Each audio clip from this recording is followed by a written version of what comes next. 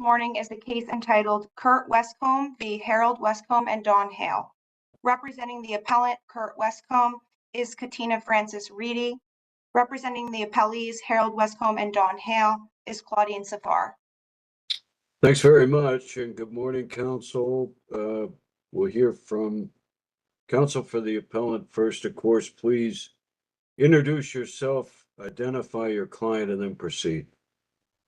Please the court and counsel, good morning. My name is Katina Francis Reedy. My client is Kurt Westcom. This is a case about Mr. Westcom's family. It's a case about broken promises and lost dreams and the death of his dear mother, Linda Westcom.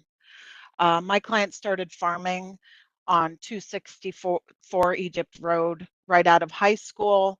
What started out as a 34-acre dairy with a small barn, he grew into a 267-acre organic dairy with a large barn straddling two parcels.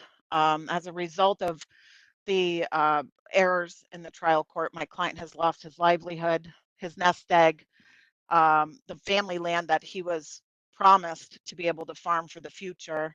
And he also has lost the ability to manage the current parcel that he is co-owner of with Harold Westcom at 262 Egypt Road. He cannot manage it, he cannot develop it, utilize it, maintain it, improve it, transfer it, because the two cannot co-own a parcel. And that brings me to the partition claim. The partition claim was dismissed by the court on the Rule 52C motion because the court found that there was no evidence of joint ownership. The appellee here has never disputed joint ownership, not pre-trial, not in discovery, not at summary judgment, not in trial, and there's been no dispute in the appeal that there was co-ownership. There was plenty of evidence. How did the trial court come to the conclusion that there was no proof of joint ownership? I think that the trial court took took a narrow look at the evidence. The court obviously did not review the preservation deposition that was admitted at trial, within which there are 5 admissions by Harold Westcom of joint ownership. That preservation deposition was agreed by the parties to be admitted at the time it was taken. Attorney Safar objected to the admission of it. The court admitted it anyways at trial, and within that deposition, there are 5 admissions by appellee that there was joint ownership, that his name was on that deed. And so I'm not sure.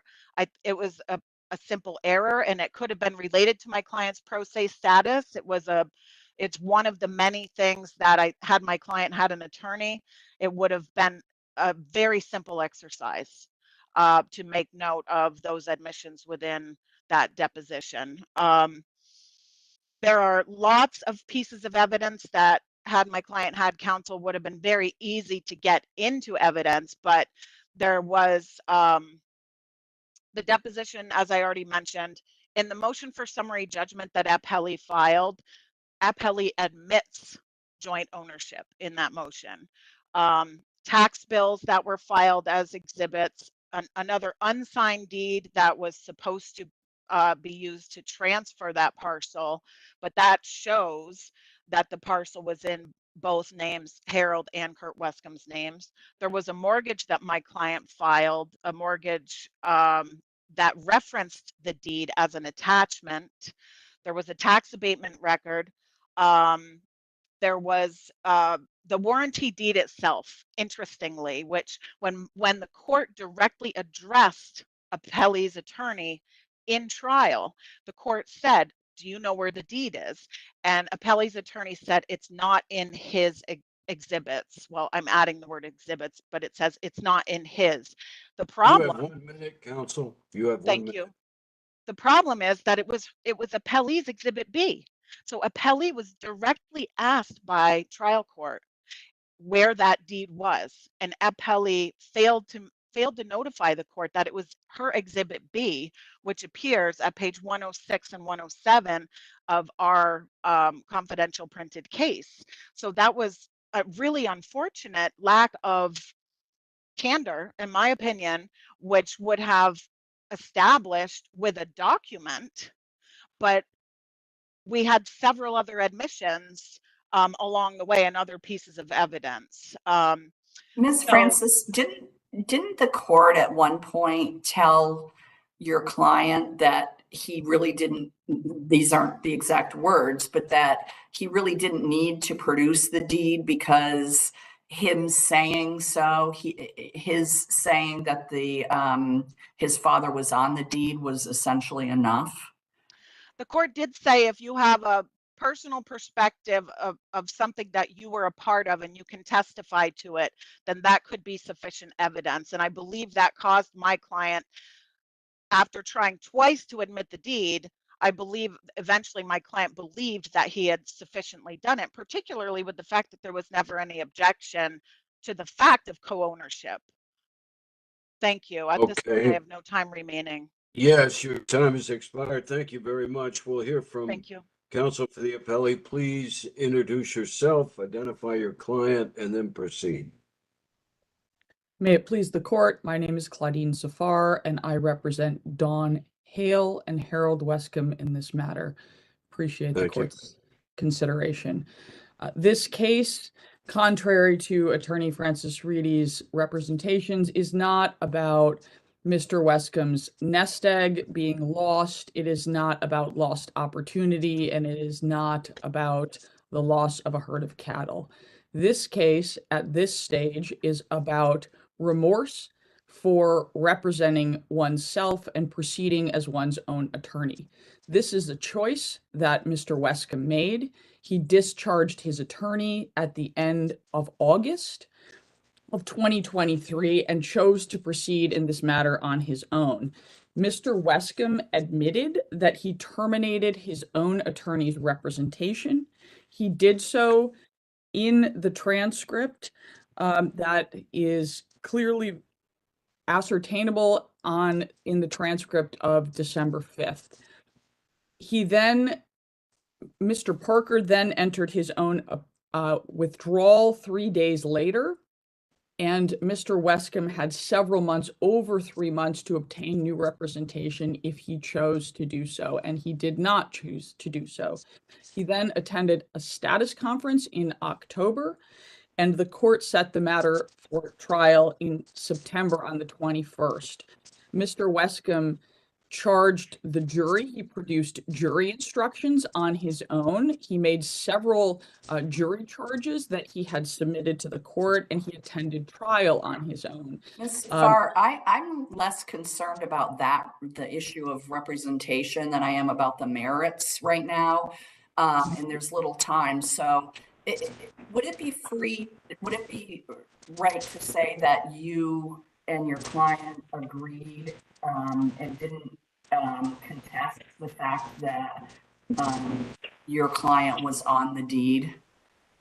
Your Honor, there is no stipulation. There are plenty of ways, as the court knows, to obtain stipulation prior to a trial. But Ms. Francis indicated it was in a memo or a motion that you filed. So that's, I think, what I'm asking about. Yes, the representation in her brief referred to a sum, to the statement of undisputed material facts that came along with our motion for summary judgment, which referred to the verified complaint. That verified complaint appended an incorrect deed. So the references in the sump were back to a verified complaint attaching an incorrect deed. So the references within her own brief are to a faulty deed. And it was Mr. Kurt Westcom's job to prove at trial that there was co-ownership. It was not my job to do that. It was not my client's job to do that. It was not my job to produce his deeds. It was not my job to enter his deeds for him. He failed to meet his basic burden at trial. He chose that on his own, and therefore there was a lack of evidence in the record, and the court was exceptionally clear at the start of the trial, Your Honor, that any documents that were in the record prior to trial were not dispositive of any points, and Mr. Kurt Westcom was responsible for producing evidence within the trial to substantiate his claims, and he failed in that regard. So their reliance on any prior representations or any prior references to incorrect deeds. You have 1 minute, counsel. 1 minute. Thank you, Your Honor. That it simply doesn't carry the day. Moreover, I would also call the court's attention to the fact that counsel for the appellant does not reference any of the appropriate standards of review in her brief at all. They simply make reference to wrong conclusions that they believe that the trial court came to.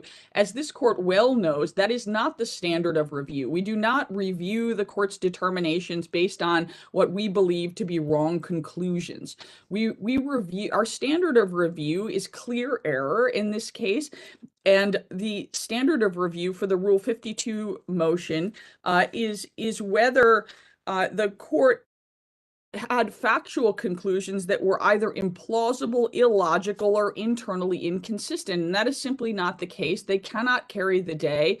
And their brief did not set forth any reasons to overturn the trial court's determination. Okay, your time has expired. Please call the conclusion of the hearing. Hearing for the court is scheduled for 9:45 this morning.